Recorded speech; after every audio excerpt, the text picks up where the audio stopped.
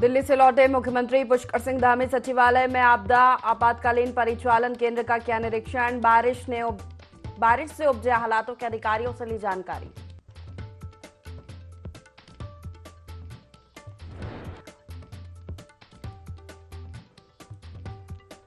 दिल्ली में उद्योगपतियों से मुलाकात को सीएम धामी ने बताया प्रदेश के सकारात्मक। कहा प्रदेश में निवेश को तैयार कई उद्यमी, बिजनेस फ्रेंडली डेस्टिनेशन के रूप में उभर रहा उत्तराखंड।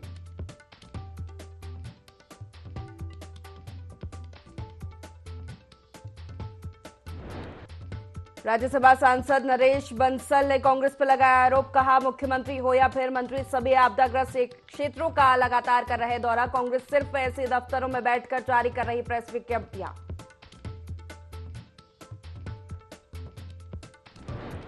कोटद्वार में फंती नदी में बही कार, लेकिन बड़ा हादसा होने से टला। कार से उतर चुके थे सभी लोग।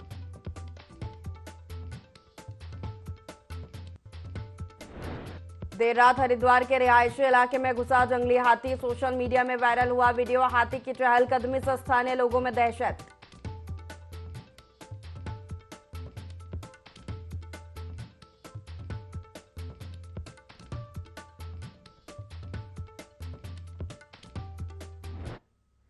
नमस्कार, बहुत स्वागत है आपका। देवभूमि लाइव देख रहे हैं आप। मैं हूं आपके साथ प्रिशिता शर्मा। बुलेटिन की शुरुआत करते हैं। मुख्यमंत्री पुष्कर सिंह धामी दिल्ली से सीधे आपदा कंट्रोल रूम निरीक्षण के लिए पहुंचे। आपको बता दें कि मौसम विभाग ने अगले 3 दिन प्रदेश के 10 जिलों में भारी बारिश का अलर्ट जारी किया है। इस दौरान पिछले 24 घंटे में प्रदेश के अलग अलग हिस्सों में हो रही भारी बारिश के कारण हुए नुकसान की अधिकारियों से सीएम ने रिपोर्ट भी ली।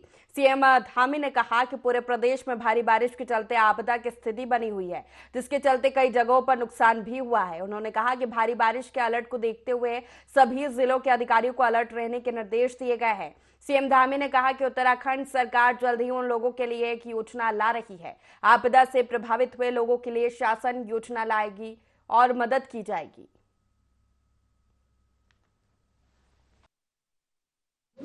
मानसून और अतिवृष्टि के कारण से पूरे प्रदेश के अंदर आपदा की स्थिति है और बहुत बड़ा नुकसान जगह जगह पर हुआ है। वो चाहे फसलों के रूप में हो, मकानों के रूप में, सड़कें, पुल, बिजली की लाइनें, पानी की लाइनें, जन हानि, पशु हानि, ये सब बड़ी इसमें हुआ है। सभी चूँकि अभी भी मानसून सक्रिय है और आगे रेड अलर्ट जैसा मौसम विभाग ने बताया है, उसके लिए अभी सभी जिलों को बात भी की है। लगातार उनसे संपर्क यहाँ से स्थापित किया जा रहा है आपदा प्रबंधन विभाग से, और मौके पर सभी को तैयार रहने के लिए कहा है। क्योंकि अभी तक का ये है कि आपदा जहाँ भी आई है, हमारे प्रशासन के लोगों ने, एनडीआरएफ, एसडीआरएफ, सभी ने अपने अपने तरीके से वहाँ पर जाकर लोगों के लिए सहायता करने का काम किया है और त्वरित रूप से सहायता की है। लोहाघाट में जामी के पास शहीद लांस नायक श्याम सिंह बिस्ट मोटर मार्ग में एक शिक्षक की बाइक दुर्घटनाग्रस्त हो गई, जिन्हें ग्रामीणों ने बड़ी मशक्कत के बाद बाहर निकाला। ग्राम प्रधान प्रकाश मेहर ने कहा कि डीएम चंपावत ने पीडब्ल्यूडी को सड़क में पत्थर भरने के निर्देश दिए थे, लेकिन पीडब्ल्यूडी ने सड़क निर्माण में देरी कर दी। ग्रामीणों का कहना है कि यदि पीडब्ल्यूडी जल्द सड़क ठीक नहीं करती है तो पीडब्ल्यूडी के खिलाफ आंदोलन करेंगे। लोगों को आए दिन दुर्घटनाओं का शिकार होना पड़ रहा है। सुबह अपने स्कूल में जाए थे, पीटी स्कूल में पढ़ाते शिक्षक, और इनकी बाइक जो है कि हमारी चामी के स्पॉट में रबड़ गई और जिससे कि नीचे गिर गए हैं और इनके जो है कि कमर में फ्रैक्चर है। और हमने बार बार लोगों से मांग की कि सड़क को ठीक किया जाए, लेकिन विभाग द्वारा इसको अनदेखा और सुना कहा गया। और बार बार डीएम साहब का भी आदेश था कि उसको सड़क को जो कि लेफ्ट साइड शाम सिंह बिस्ट मोटर वाहन मार्ग है, जिसमें काफ़ी घटिया है सड़क के हाल, और बरसात में तो वैसे ही बुरे हाल है। और जो भी आज जो सर को चोट आई है तो इसमें दो किलोमीटर की पूरी जिम्मेदारी बनती है, और जो भी बड़ा हादसा होने से टल गया है, अभी इनको हाई टेंशन रेफर किया गया है। हमारी ये मांग है कि सड़क को जल्दी से जल्दी ठीक किया गया है, ये तो पूरे क्षेत्रवासी उग्र आंदोलन के लिए बाध्य होंगे। आज गिरी गया हो जाते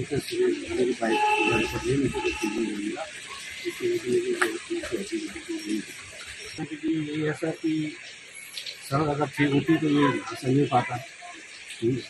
और जिस तरह से वहाँ कीचड़ हो रहा है उसमें हमेशा हम परेशान रहते हैं। डर लगी रहती है कि ऐसे पार करेंगे। यही विनती है कि ये जो ठीक कर दिया जाए ताकि आगे कैसे होता है ना। प्रदेश में भूस्खलन और प्राकृतिक आपदा के साथ हादसे से भी लोगों की जान जा रही है। ताजा मामला उत्तरकाशी के गंगोत्री हाईवे से है, जहां से गुजर रही एक बस खाई में गिर गई, जिसमें 7 लोगों की मौत हो गई, जबकि 28 लोग घायल हो गए। बता दें कि ये यहां पर पहली घटना नहीं है, पहले भी यहां बहुत डरावने हादसे हो चुके हैं, जिनमें अधिकांश तीर्थयात्रियों की मौत हुई है। लेकिन यह घटना इस साल की सबसे बड़ी दुर्घटना हुई है।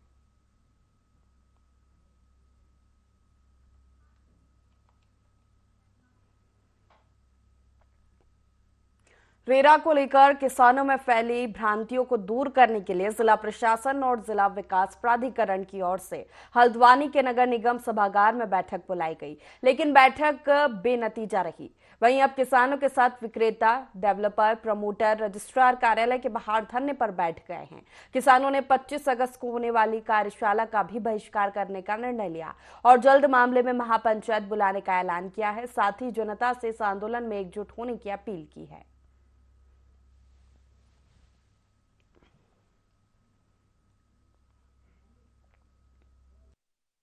चुनिंदा ऑफिसर्स थे, उनके साथ जो बातचीत थी रही वो बेनतीजा रही। उसमें कोई ऐसी ठोस अंत तक कोई एक ठोस हमको कोई रेमेडी मिलती हुई प्रतीत नहीं हुई है, इसलिए हम लोगों ने उसका बाइकआउट किया है। 25 तारीख की जो मीटिंग है सरकार की तरफ से अगर देखते हैं उसमें कोई रिलैक्सेशन देने वाली बात और कोई मजबूत बात ऐसी आती है कि जिससे हमें लगता है कि हमें उससे फायदा मिलता नजर आएगा सारे किसान भाइयों को, तो जरूर उनकी बात भी सुनी जाएगी। अभी तक तो उसका बहिष्कार की सब लोगों की जो एकमत एक राय निकल के आ रही है वो बहिष्कार की ही बात आ रही है। आज हम समर्थन मांग रहे हैं, अगर नहीं कोई नतीजा मिलता है तो एक महापंचायत का ऐलान किया गया है, पूरे किसान समिति उसकी तैयारी चल रही है। बड़ा उत्पीड़न हो रहा है, इसके लिए हमने जो इसका बहिष्कार करा है। पूरे हमारा नैनीताल जिला, पूरे कुमाऊं के लोगों से सब लोग मीटिंगें हो रही हैं, बैठकें अब हमारी हो रही हैं, उसका सिलसिला जारी हो रहा है। हमारे लोगों ने जब उत्तराखंड बना सकते हैं तो हम लोग ये लड़ाई भी लड़ सकते हैं। रेरा का जो है एक शहर के लिए विस्तारीकरण के लिए बनाया जाता है, पूरे राज्य को प्राधिकरण में जो डाला है वो बहुत गलत कर रहा है। पूरे इससे किसान बड़ा परेशान है, जूझ रहा है।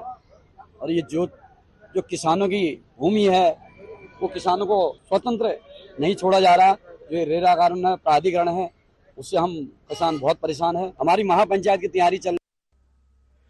हरिद्वार में सड़क दुर्घटनाओं पर लगाम लगाने के लिए सीपीयू, यातायात पुलिस और स्थानीय पुलिस की संयुक्त टीम ने चेकिंग अभियान चलाया। पुलिस ट्रिपल राइडिंग, शराब पीकर वाहन चलाने वाले और हाईवे पर ई रिक्शा के खिलाफ कार्रवाई करने में जुट गई है। मंगलौर में अभियान चलाकर दर्जनों लोगों के चालान काटे गए। यातायात पुलिस अधीक्षक राकेश कुमार रावत ने बताया कि हाईवे पर सड़क दुर्घटना के मामले लगातार बढ़ते जा रहे हैं। लापरवाही के कारण सड़क दुर्घटना में लोगों की मौत हो रही है। बिना हेलमेट वाहन चलाने, यातायात नियमों का पालन न करने वाले लोगों के खिलाफ कार्रवाई की जा रही है। साथ ही लोगों से यातायात के नियमों का पालन करने की अपील भी की जा रही है।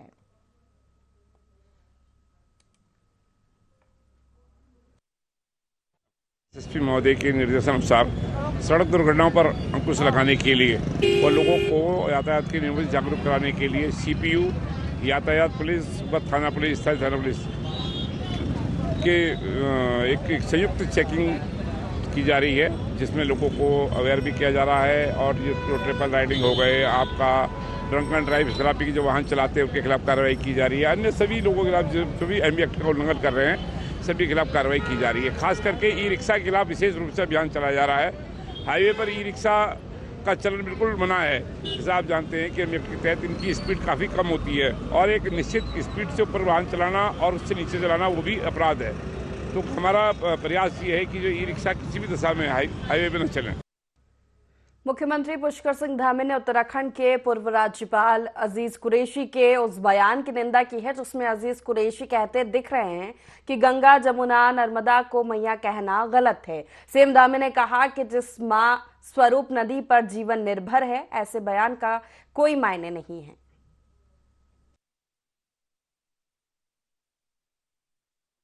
माँ गंगा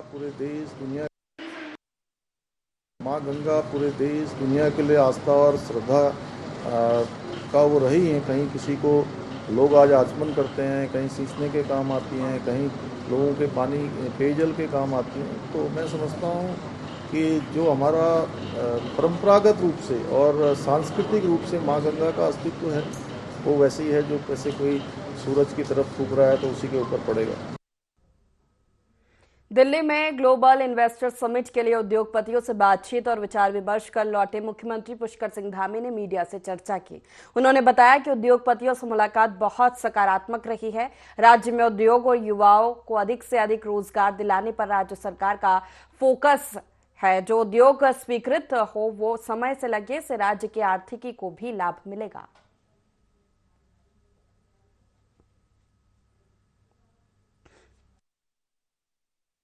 समूह के लीडर हैं, उनके साथ संवाद किया है और बड़े उत्साहजनक उनका सब वातावरण रहा है। उसमें सभी ने उत्तराखंड में आने की इच्छा व्यक्त की है, क्योंकि वैसे भी उत्तराखंड आज शांत है, निवेशकों के लिए एक उपयुक्त माहौल है और बहुत सारी जो स्थानीय स्तर पर, राज्य सरकार के स्तर पर हमने नीतियाँ बनाई है, 27 नीतियाँ बनाई हैं जो उद्योगों के अनुकूल है। और यहाँ पर इन उद्योगों के आने से एक बड़ा रोजगार भी सृजन होगा। उद्योग हमारे यहाँ आएंगे तो निश्चित रूप से इस दिशा में जहाँ रोजगार बढ़ेगा वहीं व्यापार भी बढ़ेगा। ज्वाइंट मजिस्ट्रेट अभिनव शाह और स्वास्थ्य विभाग की टीम ने रुड़की के 2 अस्पतालों और एक अल्ट्रासाउंड केंद्र पर छापेमारी की। जनजीवन हॉस्पिटल और मेडविन हॉस्पिटल में छापामार कार्रवाई की गई है। जेएम अभिनव शाह ने दोनों ही अस्पताल को सील करने के निर्देश स्वास्थ्य विभाग को दिए। वही एक अल्ट्रासाउंड केंद्र पर भी टीम पहुंची, जहां अनियमितता मिलने पर केंद्र संचालक को नोटिस दिया गया। जेएम अभिनव शाह ने बताया कि ऐसे फर्जी तरीके से संचालित अस्पतालों पर विभाग की कार्रवाई लगातार जारी रहेगी।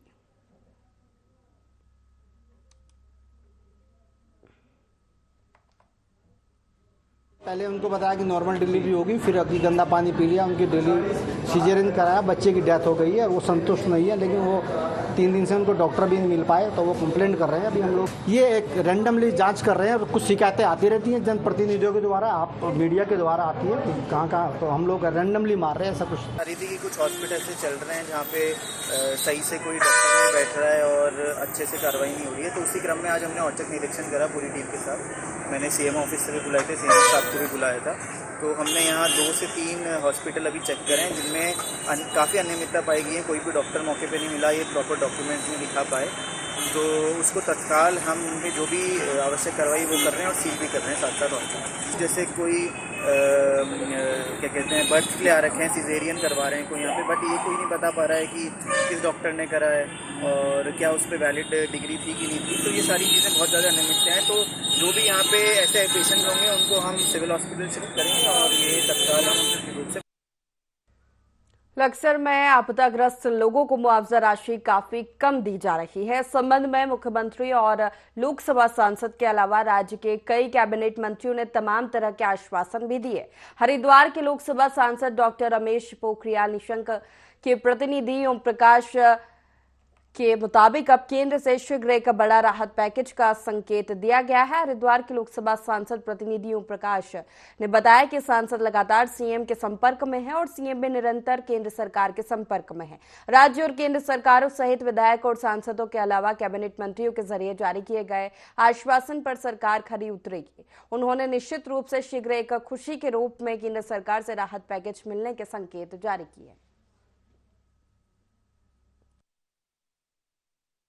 सांसद जी लगातार मुख्यमंत्री जी संपर्क में हैं और मुख्यमंत्री जी लगातार केंद्र के संपर्क में हैं।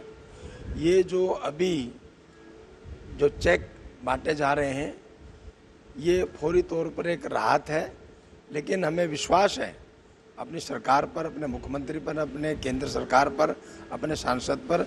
निश्चित रूप से एक बड़ी खुशी आपको मिलेगी और एक राहत पैकेज आएगा। कोटद्वार में रात से लगातार हो रही बारिश के कारण नदी नाले उफान पर आ रहे हैं, जिसमें किशनपुरी के पास तेली स्रोत नदी में तेज बहाव में एक कार बह गई। बताया जा रहा है कि जब कार ने तेली स्रोत नदी को पार करने की कोशिश की तो इसी दौरान कार बीच नदी में जाकर बंद हो गई। कार में सवार लोगों ने बाहर निकलकर कार को नदी से बाहर निकालने की भरपूर कोशिश की, पर तेली स्रोत बढ़ने के कारण कार तेज बहाव में बह गई। गनीमत रही कि कार में कोई बैठा हुआ नहीं था और हादसा होने से टल गया।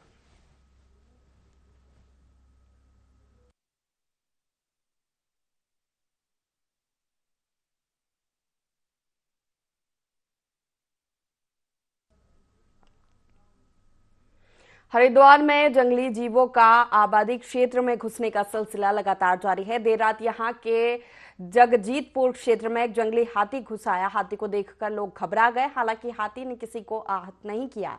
गौरतलब है कि लगातार जंगलों से निकलकर हाथियों का झुंड आबादी क्षेत्र में घुस रहा है। बीती रात भी जगजीतपुर क्षेत्र में जंगल से निकलकर एक जंगली हाथी घुस आया। हाथी को देखकर लोगों में दहशत बन गई। काफी देर तक हाथी कॉलोनी में ही चहलकदमी करता रहा। स्थानीय लोगों ने बताया कि अक्सर रात को जंगल से निकलकर कॉलोनी में हाथी आ जाते हैं। कई बार सूचना देने के बाद भी वन विभाग से इस दिशा में कोई ठोस कार्रवाई नहीं की जाती।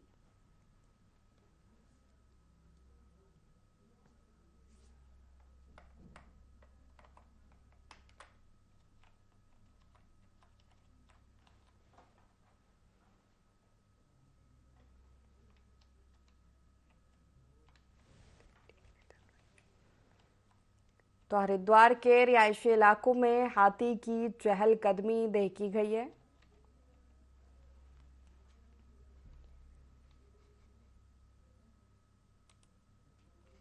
जंगली जीवों का आबादी क्षेत्र में घुसने का सिलसिला लगातार जारी है। वहीं जगजीतपुर क्षेत्र में हाथी घुस आया, जिसकी तस्वीरें आपको दिखाई जा रही है टीवी स्क्रीन पर, जहां कॉलोनी में जंगली हाथी की चहलकदमी देखी गई है।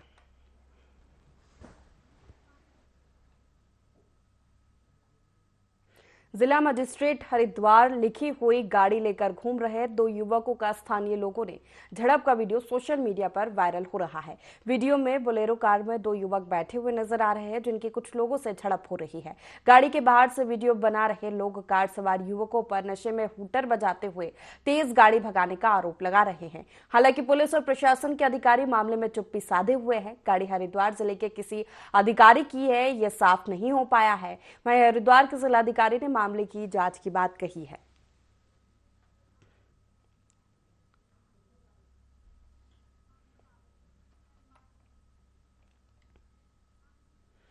राज्यसभा सांसद नरेश बंसल ने कांग्रेस पर आरोप लगाते हुए कहा कि कांग्रेस के नेता एसी दफ्तरों में बैठकर सिर्फ प्रेस विज्ञप्तियां जारी करते हैं। कांग्रेस के नेता जनता के बीच कभी दिखाई नहीं देते। उन्होंने कहा कि उत्तराखंड में आपदा हर साल आती है, लेकिन सरकार तुरंत सक्रिय होकर सभी राहत बचाव कार्य करती है। प्रदेश के मुख्यमंत्री हो या फिर मंत्री, सभी आपदाग्रस्त क्षेत्रों का लगातार दौरा करते हैं, जबकि कांग्रेस के नेताओं का काम सिर्फ बयानबाजी करना है।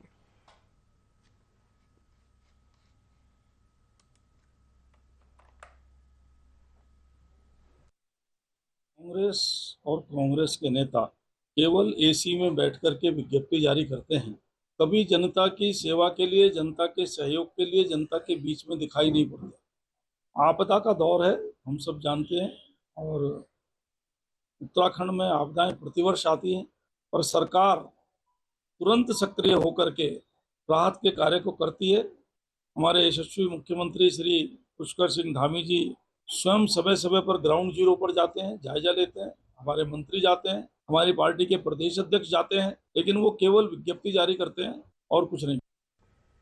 नैनीताल हाईकोर्ट ने पूरे प्रदेश में राजमार्गों और सड़कों के किनारों से सरकार की और वन भूमि से अवैध अतिक्रमण हटाने के आदेश जारी करने के बाद सुबह की अंतिम सरहदी नगर जोशीमठ का तहसील प्रशासन भी हाईकोर्ट के आदेशों के पालन हेतु सक्रिय हो गया है। तहसील प्रशासन ने यहां पालिका प्रशासन, पुलिस के संयुक्त टीमों ने एसडीएम जोशीमठ कुमकुम जोशी के दिशा निर्देशन में जोगीधारा, पैनी, जोशीमठ, सिंहधार, नरसिंह मंदिर क्षेत्र से लेकर मारवाड़ी विष्णुप्रयाग तक जबरदस्त अतिक्रमण हटाओ अभियान शुरू कर दिया है। अवैध अतिक्रमण हटाओ अभियान पर मोर्चा संभाले हुए एसडीएम जोशीमठ कुमकुम जोशी ने बताया कि माननीय हाईकोर्ट के आदेशानुसार ही हाईवे के किनारे बने अवैध अतिक्रमणों को चिन्हित कर उन्हें हटाने की कार्रवाई अमल में लाई जा रही है।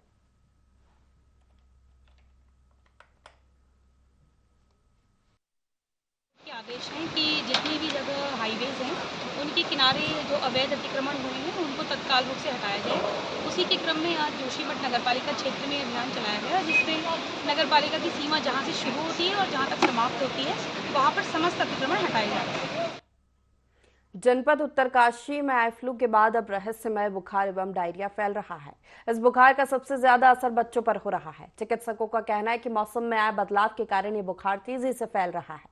साथ ही ये एक वायरल बुखार है जो एक दूसरे से संपर्क में आने से ज्यादा फैलता है। इससे बचाव के लिए पानी उबालकर पिए। साफ सफाई का विशेष ध्यान रखना जरूरी है। जनपद के कई स्कूलों के छात्र इस बुखार की चपेट में है। ऐसे में चिकित्सालय तैयारियों में जुट गया है ताकि आवश्यकता होने पर अतिरिक्त वार्डों की व्यवस्था की जाए।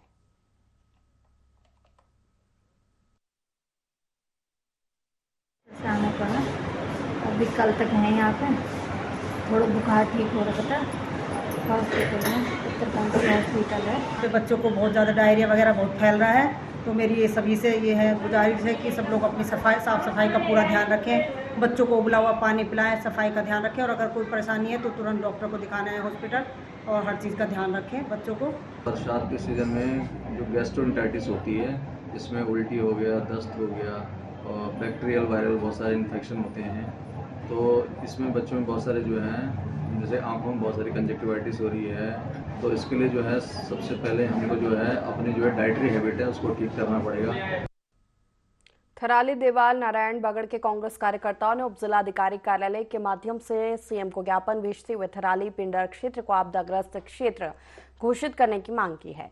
वहीं कांग्रेस कार्यकर्ताओं ने सोल क्षेत्र और थराली सूना के ग्रामीणों की सुविधा के लिए वैली ब्रिज के निर्माण की मांग की। वहीं कांग्रेस कार्यकर्ताओं ने सरकार से आपदा प्रभावितों को दी जाने वाली मुआवजा राशि बढ़ाकर 10 लाख रुपए करने की मांग की है।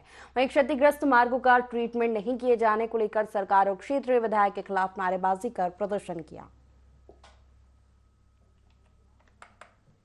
विधानसभा के रतगांव क्षेत्र में जो बादल फटने से बाढ़ आई, उससे हमारे ढाढा बगर के वैली ब्रिज हो गया, हमारे कई घर हो गए, गौशालाएं हो गई, इस आपदा की जद में आए। हमने मांग की थी प्रशासनिक अधिकारियों से कि उनको जब तक स्थायी व्यवस्था नहीं होती है तब तक उनको अस्थायी रूप से कमरा दिला करके दैनिक चीज़ों को उपलब्ध करा करके उनकी व्यवस्था की जाए। लेकिन अभी तक भी सरकार की ओर से कोई भी कार्य नहीं किया गया है। सरकार से अनुरोध रहेगा कि तत्काल रूप से कार्य को करें और नहीं तो कांग्रेस आगे आंदोलन के लिए बाध्य होगी। जो भारी आपदा आई है उस पे जो है जो लोग प्रभावित हुए हैं उन लोगों को 4 लाख से आपदा राशि बढ़ाकर 10 लाख कर दी जाए, क्योंकि इस महंगाई के समय पे 3 लाख में तो लैट्रिन बाथरूम का ही जो है पैसा खर्चा होता है, तो 4 लाख में तो छोटा सा टीन शेड भी नहीं बन सकता। तो हमारी गुजारिश है व्यक्तिगत रूप से पूरे पिंडर में देवाल क्षेत्र से लेकर के नारायणगढ़ क्षेत्र में आपदा से प्रभावितों के बहुत बुरे हाल हैं। अभी तक सड़कें नहीं खोली गई हैं, स्वास्थ्य सुविधाओं से लोग वंचित हैं और सरकार से हम मांग करते हैं कि जो पूर्व की सरकारों ने 7 लाख रुपए दिया था, वर्तमान सरकार ने उसको 4 लाख रुपया कर दिया है। वर्तमान महंगाई को देखते हुए, स्थिति को देखते हुए हमारा निवेदन है सरकार से कि मुआवजे की राशि बढ़ाई जाए और तत्काल प्रभावितों को। उत्तराखंड आयुर्वेद विश्वविद्यालय के पीजी स्कॉलर के सभी छात्रों ने अनिश्चितकालीन हड़ताल शुरू कर दी है। छात्र स्टाइपेंड न मिलने से नाराज है। ऋषिकुल आयुर्वेद महाविद्यालय में छात्रों ने तालाबंदी करके अनिश्चितकालीन हड़ताल शुरू कर दी है, जिसके चलते यहां आने वाले मरीजों को परेशानी का सामना करना पड़ा। छात्रों का कहना है कि 4 महीने से उनको स्टाइपेंड नहीं दिया गया है और अब 5वां महीना शुरू हो गया है, जिसके कारण छात्रों को परेशानी का सामना करना पड़ रहा है और जब तक स्टाइपेंड नहीं मिल जाएगा तब तक वे अनिश्चितकालीन हड़ताल पर रहेंगे।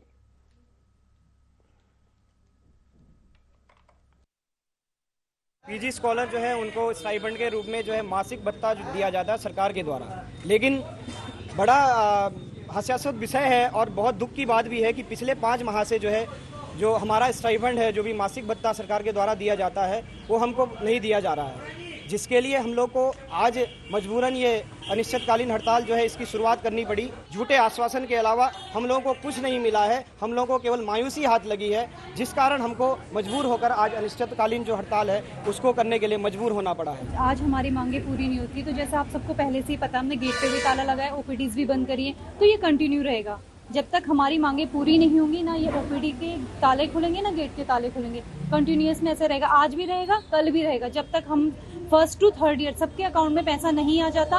और उसके साथ पैसे के साथ हमारी ये वाली मांग भी कि अगले महीने से 10 तारीख तक हमें किसी भी कीमत पे हमारा स्टाइपेंड चाहिए, वो नहीं होता, हमारा गेट नहीं खुलेगा। हमें भी इस बात का बहुत ज्यादा खेद है क्योंकि हम सब यहाँ पे डॉक्टर्स हैं और हमें भी बहुत बुरा लग रहा है इस चीज का कि मरीज सफर कर रहे हैं। लेकिन सर ये देखिए ना, प्रशासन एक मरीज को तो देख रहा है, वो सफर कर रहा है, लेकिन उसने इतने सारे डॉक्टर्स को देखा है, वो कितने महीनों से सफर कर। और इसी के साथ फिलहाल के लिए देवभूमि लाइव में इतना ही। लगातार आप बने रहिए IND24 के साथ। नमस्कार।